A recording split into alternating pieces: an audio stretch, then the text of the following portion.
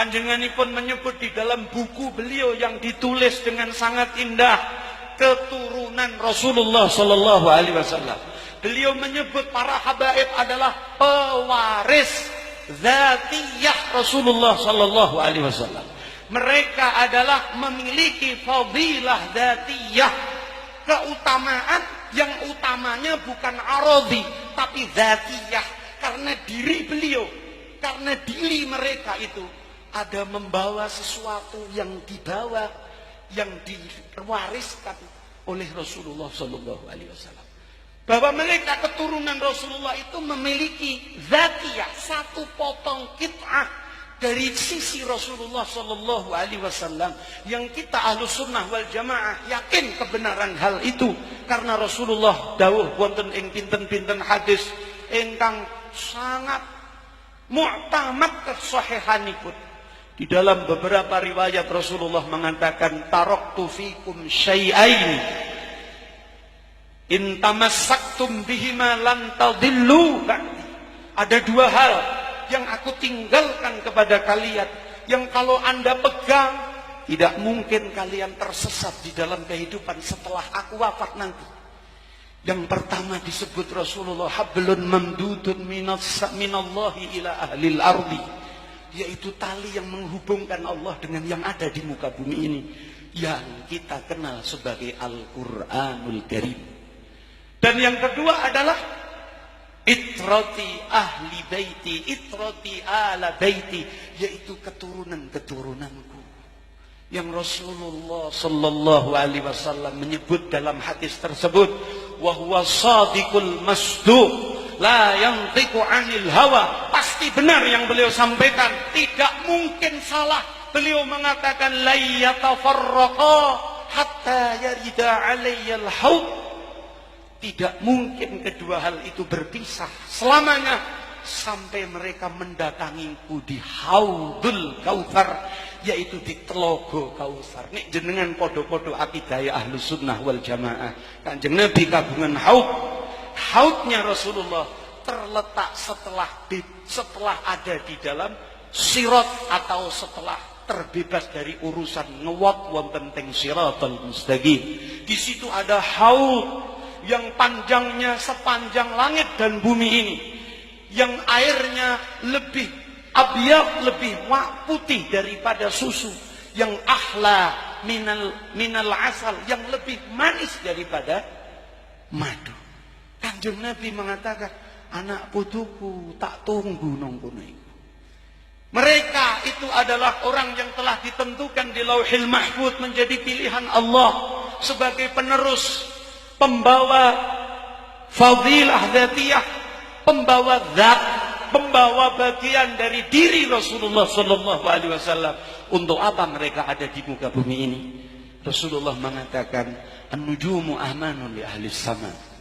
Kalau engkau melihat ada bintang di atas itu, sebagai keamanan bagi alam-alam yang ada di atas langit sana.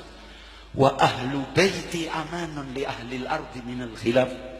Dan kalau ingin tahu keamanan dunia ini, dipegang dan dijabat oleh para dzurriyyah Kanjeng Nabi Muhammad sallallahu alaihi wasallam. Ini masyrabnya Mbah Hasyim Asy'ari. Jenengan bika bahkan di dalam kitabnya Kiai Mustamar yang dari Malang, di situ ada beberapa pepenget saking Mbah Hasyim Asy'ari tentang siapa itu Ahlus Sunnah wal Jamaah. Beliau merumuskan tentang muttafiqul ara, bahwa orang-orang Islam di Jawa ini sepakat dalam satu pendapat. Di antara yang disepakati dalam urusan teologi, kata Mbah Hasyim Asy'ari, kata dalam urusan bab keyakinan akidah, mengikuti madhabnya Imam Asy'ari. Kalau mengikuti dalam madhahibil arba'ah, salah satu yang dipilih daripada wong-wong Jawa niki adalah madhabnya Imam Syafi'i. Kalau di dalam urusan ketasawufan, mengikuti Imam Ghazali, Imam Syadili. Dan lalu Imam Mbah Yai Hasyim Asy'ari mengatakan, mereka sepakat pendapat di dalam mahabbah kepada ahli baiti Rasulullah sallallahu alaihi wasallam wal auliya was solihin. Kitab piyambak kitabe, di situ Mbah Hasyim Asy'ari menyebutkan cinta kepada ahlu baiti Rasulullah di nomor satu kan. Baru kemudian aulia, baru kemudian orang-orang soleh. Karena Mbah Hasyim Asy'ari tahu, karena pencapaian yang dicapai para aulia, para ulama, selain mereka para ulama, para aulia, maaf, para ulama, para aulia memiliki kemuliaan sebagai kemuliaan yang arodian, sing anyar teko, sing asale ora ono, dadi ono, mungkin pun suatu ketika bakal hilang dari diri mereka. Ilmu mereka berawal dari tidak tahu apa-apa. Lalu beliau belajar menjadi alim. Beliau mulia karena alimnya itu arodiyah. Tapi duriyah Kanjeng Nabi wiwit lahir cepret, beliau sudah memiliki warisan yang dibawa yang bernama dzatiyah, diri beliau ini. Allahumma sholli ala Muhammad. Hati-hati kalau sekarang NU dibenturkan dengan bahasa. Hati-hati ojo ngrembug Habib gak dikira Syiah.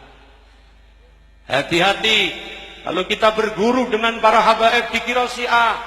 Kalau Anda mengatakan dikira Syiah, maka bagaimana Anda bisa aman kehidupan ini? Karena pejabat daripada keamanan ini dipegang para habaib kita.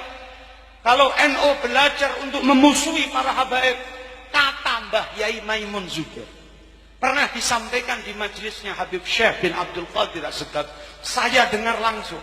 Beliau mengatakan, lihatlah negara-negara yang pernah ditaklukkan Islam di zaman Umayyah, bahkan di zaman-zaman setelahnya, karena mereka tidak satupun menyisakan ahlul bait, para habaib di negara itu, maka hancur negara itu. Tidak ada Islam sama sekali sampai sekarang.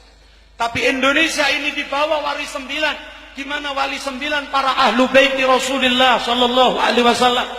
Lalu ahlu 9 mengokohkan akidahnya, diterima pula oleh Mbah Hasyim Asy'ari lewat jalur keilmuannya. Sampai sekarang orang NU wajib cinta kepada ahlu bait Rasulullah sallallahu alaihi wasallam.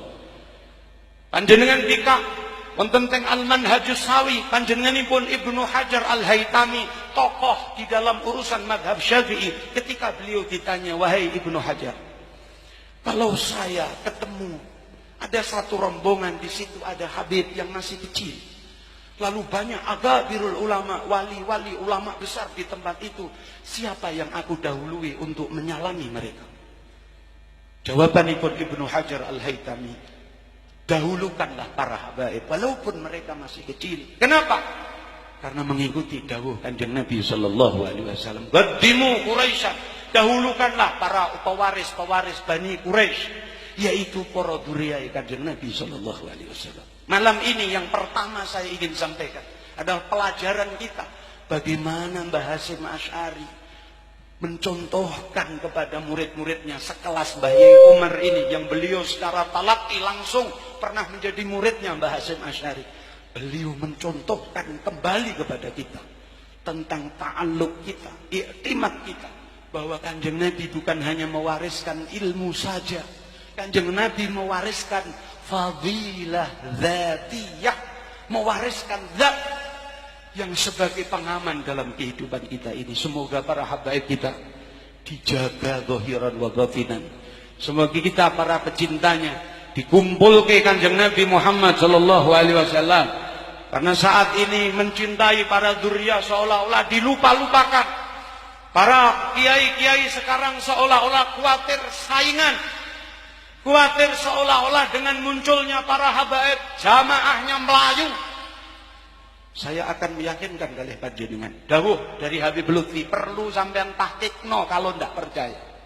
Siapa kiai, siapa ulama yang di dalam urusan berjihad di jalan Allah kok gelem nglungguhke para habaib, gelem duduhke umat kepada para habaib? Karena mereka ulama kewajibannya adalah menunjukkan apa yang harus ditunjukkan. Lalu mereka sukses dalam menunjukkan umat kepada dzurriyyah, kepada habaib. Titenono kata Habib Lutfi. Maka orang itu akan didrojoki vitamin-vitamin rohani oleh Kanjeng Nabi Muhammad sallallahu alaihi wasallam. Saya wasiatkan kepada pribadi saya, termasuk apa yang saya temukan di malam ini. Jenengan sing gadah jamaah masih wong telung lintir sing nomor papate jin ra ketok. Tolong datangkanlah para habaib di majelis kita, walau sekali, seperti Mbah Umar seperti ini. Agar apa? agar kehidupan kita, seanak putu kita diparingi aman, nyaman.